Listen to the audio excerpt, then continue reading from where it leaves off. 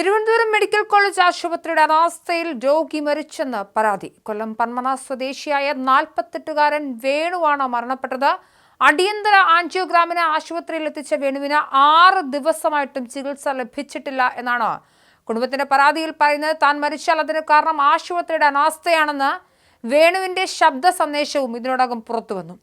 നായയെ നോക്കുന്ന കണ്ണുകൊണ്ട് പോലും മെഡിക്കൽ കോളേജിൽ രോഗികളെ തിരിഞ്ഞു നോക്കുന്നില്ല എന്നും ആശുപത്രി അധികൃതർക്ക് അനാസ്ഥയാണ് എന്നുമാണ് വേണു സുഹൃത്തിനയച്ച ശബ്ദ സന്ദേശത്തിൽ പറയുന്നത്.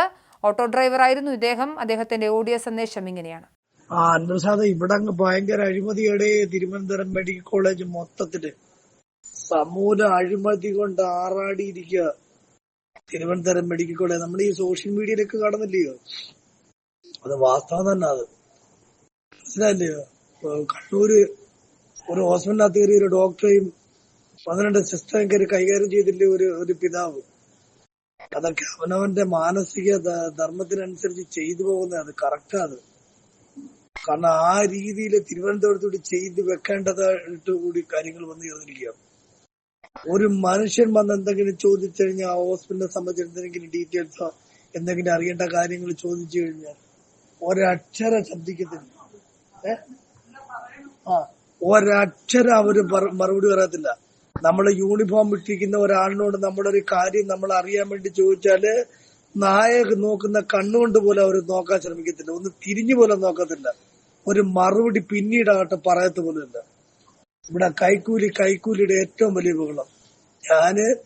ഈ ആശുപത്രിയിൽ ഞാൻ ഇവിടെ വന്നിട്ട് വെള്ളിയാഴ്ച രാത്രി ഞാനിവിടെ വന്ന എമർജൻസി ആൻജിയോഗ്രാം ചെയ്യുന്നതിന് വേണ്ടിയിട്ട്. മനസ്സിലായില്ലേ? എമർജൻസി ആൻജിയോഗ്രാം ചെയ്യുന്നതിന് വേണ്ടിയിട്ട് ഇവിടെ വന്നിരുന്ന വെള്ളിയാഴ്ച വൈകിട്ട്, ശനി, ഞായർ, തിങ്കൾ, ചൊവ്വ, ബുധൻ, ഇന്ന് 6 ദിവസം തികയും. എമർജൻസി ആയിട്ട് കിട്ടുന്നതിൽ വെച്ച് ഏറ്റവും വേഗം പോകുന്ന ആംബുലൻസ് പിടിച്ച് തിരുവനന്തപുരം മെഡിക്കൽ കോളേജിലേക്ക് പോകണമെന്നും പറഞ്ഞ് വിട്ട് എമർജൻസി ആയിട്ട് തിരുവനന്തപുരത്തേക്ക് പറഞ്ഞിട്ട് ഒരു പേഷ്യന്റ് അൻവർ ഞാൻ ഇന്ന് 5ാമത്തെ ദിവസം ഇവർ എന്റെ പേരിൽ കാണിക്കുന്ന ഈ നിരാലംബതയും ഈ ഉദാസീനതയും ഈ ഒരു കാര്യപ്രാപ്തി ഇല്ലായ്മയും എന്താണെന്ന് മനസ്സിലാവുന്നില്ല. അൻവർ ഇതിനിടയ്ക്ക് എന്നെ പരിശോധിക്കാൻ പറ്റുന്ന റൗണ്ട്സിൽ തന്നെ പരിശോധിക്കാൻ പറ്റുന്ന ഡോക്ടറിനോട് ഞാൻ പലതവണ ചോദിച്ചു, എനിക്ക് എന്റെ പേരിലുള്ള ഈ ചികിത്സ എപ്പോ നടക്കും എന്നുള്ളത്. അവർക്കൊരു കാരണവശാലും യാതൊരുവിധ ഐഡിയയില്ല. ഒരൈഡിയയില്ല. ഇവരിനി കൈക്കൂലി വാങ്ങിച്ചുകൊണ്ടാണോ ഇവരിങ്ങനെയൊക്കെ ചെയ്യുന്നതെന്ന് പോലും അറിയത്തില്ല. ആ രീതിയിലുള്ള സംവിധാനത്തിലേക്ക് കാര്യങ്ങൾ പോയിക്കൊണ്ടിരിക്കുകയാണ്. ഒരു എക്കോ എടുക്കുന്നതിനും പിന്നെ നമ്മുടെ ഈ ഒരു കേസ് ഞാൻ എന്റെ പേര് ഞാൻ പറഞ്ഞു അതിനെടുക്കുന്നതിലൂടെ 5 ദിവസം എമർജൻസി പേഷ്യന്റിനെ കൊണ്ട് അവിടെ കൊണ്ടിരിക്കുക. തിരുവനന്തപുരം എന്നുള്ള നാട്ടിൽ സാധാരണ ഒരു കുടുംബത്തിൽപ്പെട്ട 2 പേര് അവിടെ നിൽക്കണമെങ്കിൽ ഒരു ദിവസം പ്രതിദിനം എത്ര രൂപ ചെലവാകുമെന്ന് അൻവർ ഇത് സാധാരണക്കാരെ കൊണ്ടുവന്ന് ഇവിടെ സാധാരണക്കാരുടെ ഏറ്റവും വലിയ ആശ്രയവുമായിരിക്കേണ്ട ഈ സർക്കാർ ആതുരാലയം വെറും വിഴുപ്പുകെട്ടുകളുടെ അല്ലെങ്കിൽ ശാപങ്ങളുടെ പർദീസയായി മാറിക്കൊണ്ടിരിക്കുക. ഓരോ ജീവന്റെയും ശാപം നിറഞ്ഞിരിക്കുന്ന ഒരു ഭൂമി, ഒരു നരക ഭൂമി തന്നെ വേണം ഈ തിരുവനന്തപുരം മെഡിക്കൽ കോളേജിനെ കുറിച്ച് പറയാൻ. എന്തു അൻവർ ഞാൻ കറക്റ്റായിട്ട് അടിപിന്നകത്ത് വന്ന് വീണുപോയി.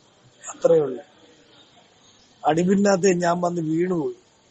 ഒരു കാര്യം ഞാൻ പറയാൻ വേണ്ടിയിട്ട് അൻവർ വിളിച്ചു. എനിക്ക് എന്തെങ്കിലും എന്റെ ജീവന് എന്തെങ്കിലും അപായം സംഭവിച്ചാല് എന്റെ ഈ ജീവൻ വെച്ച് ചെറും നിസ്സാരമായിട്ട് കാര്യങ്ങൾ നോക്കിക്കാണുന്ന ഇവിടുത്തെ ഉദ്യോഗസ്ഥരുടെ അനാസ്ഥ ഞാൻ അത് വെളിവാകത്തക്ക രീതിയിൽ ഞാനൊരു വോയിസ് ഇട്ടിട്ടുണ്ട്. ഈ വോയിസ് അഥവാ എന്റെ ജീവൻ എന്തെങ്കിലും സംഭവിച്ചു കഴിഞ്ഞാല് ഇവരുടെ ഈ ഒരു ഉദാസീനത കൊണ്ടും ഈ ഒരു അലംഭാവം കൊണ്ട് എന്റെ ജീവൻ എന്തെങ്കിലും ഒരു ഭീഷണി എന്തെങ്കിലും ഒരു ആപത്തോ സംഭവിച്ചാൽ അൻവർ ആ വോയിസ് എന്റെ വോയിസ് റെക്കോർഡ് ഞാൻ നിനക്ക് അയച്ചു തരുന്നുണ്ട്. അതുകൊണ്ട് ഈ